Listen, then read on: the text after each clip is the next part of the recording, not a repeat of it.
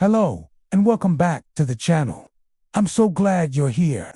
Today, we're stepping into a cold December night in 1773, a night that would ignite a revolution. Not with gunfire, but with tea. This is the story of the Boston Tea Party, an act of defiance soaked in salt water, steeped in principle, and brewed to perfection by ordinary people who refused to be taxed without representation. So pour yourself a cup, maybe skip the British tea for tonight, and let us journey back to the cobblestone streets of Boston, where history was about to boil over. By the early 1770s, tensions between Great Britain and its American colonies had been simmering for years. The French and Indian War, known in Europe as the 7 Years' War, had ended in 1763, leaving Britain victorious, but deeply in debt. To recoup costs, Parliament began imposing a series of taxes on the colonies: the Sugar Act, the Stamp Act, and later, the Townshend Acts. Each new levy sparked outrage among colonists who argued they had no voice in Parliament, hence the rallying cry, "No taxation without representation." Though many of these taxes were eventually repealed due to colonial protests and boycotts, one remained: a duty on tea. And in 1773, Parliament passed the Tea Act, not to raise new revenue, but to rescue the financially struggling British East India Company. The act granted the company a monopoly on tea sales in the colonies and allowed it to sell directly to American merchants, bypassing colonial middlemen. Even more infuriating, the tea would still carry the hated Townshend duty. To British officials, this seemed like a win-win: cheaper tea for colonists, profits for the East India Company, and continued assertion of Parliament's right to tax. But to Americans, especially in port cities like Boston, it was anything but.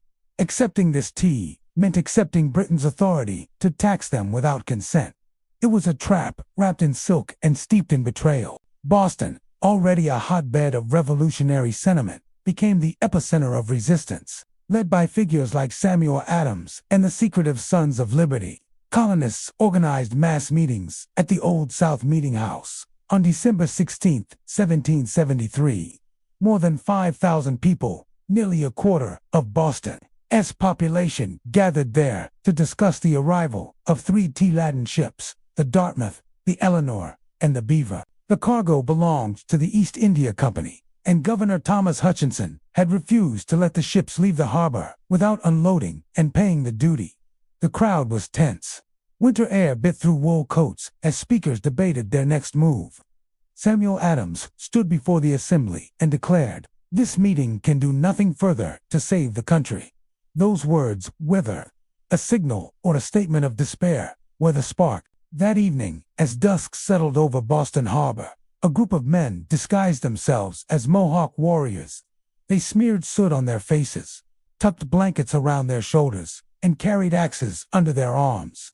Their disguises weren't tea, meant to deceive. They knew neighbors and British soldiers alike would recognize them, but to symbolize a new American identity, separate from Britain, rooted in the land itself. Led by members of the Sons of Liberty, including Paul Revere and George Hughes, about 60 to 100 men marched in silence toward Griffin's Wharf. There, they boarded the 3 ships. With disciplined efficiency, they broke open 342 chests of pH over 90,000 pounds worth and dumped every leaf into the icy waters of the harbor. It took them just 3 hours. Not a single chest was spared. Not a single item besides tea was touched. Windows weren't broken. Ropes weren't cut. This wasn't a riot, it was a protest with precision. As the last chest splashed into the harbor, someone in the crowd reportedly played Yankee Doodle on a fife. The message was clear: "We are not your obedient subjects. We are something else entirely." News of the Boston Tea Party spread like wildfire. In London, King George III and Parliament were furious. They saw it not as protest, but as vandalism and attack on private property and imperial authority.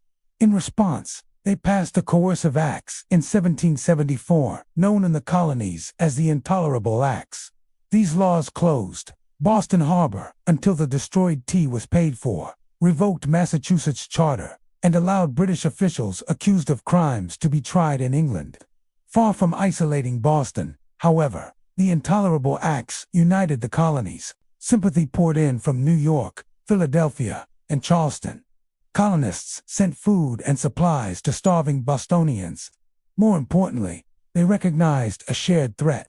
If Parliament could punish Boston so harshly, no colony was safe. In September 1774, delegates from 12 colonies met in Philadelphia for the First Continental Congress. They coordinated a boycott of British goods and pledged support for Massachusetts. The road to Lexington and Concord dawned. Ultimately, independence had been paved with tea leaves. Back in Boston, life changed overnight. British troops flooded the city. General Thomas Gage replaced Hutchinson as governor. Surveillance increased. Yet the spirit of resistance only grew stronger. The men who deboarded those ships never revealed their identities publicly. During their lifetimes, many took the secret to their graves. But their act echoed through time, becoming a foundational myth of American liberty. It's worth noting that the Boston Tea Party wasn't just about economics or even politics alone. It was about dignity, about the belief that people should have a say in the rules that govern them. The tea itself was a symbol of submission if accepted, of sovereignty if rejected. And on that December night, Boston chose sovereignty. Ironically, tea consumption in the colonies plummeted after 1773. Patriots switched to herbal liberty teas made from raspberry leaves or mint. Drinking British tea became unpatriotic, a quiet daily reminder of what they'd thrown overboard. Today, if you walk along Boston's waterfront, you'll find the Boston Tea Party ships and museum, where reenactors toss replica tea chests into the harbor, just as their ancestors did. Children cheer. Tourists snap photos. But beneath the pageantry lies a deeper truth. Revolutions don't always begin with cannons. Sometimes, they start with a cup. And so, the Boston Tea Party stands not just as a moment of rebellion, but as a testament to the power of collective action. Ordinary people, merchants, laborers, sailors stood together against an empire, not with swords, but with principle. Their courage helped forge a nation. If you enjoyed this journey into America's past, please give this video a thumbs up, share it with a friend, and subscribe for more stories from history's turning points. Every like and comment helps this channel grow. Until next time, remember, history isn't just dates and names, it's people, choices, and the moments that change everything. Stay curious, stay inspired, and maybe skip the Earl Grey tonight.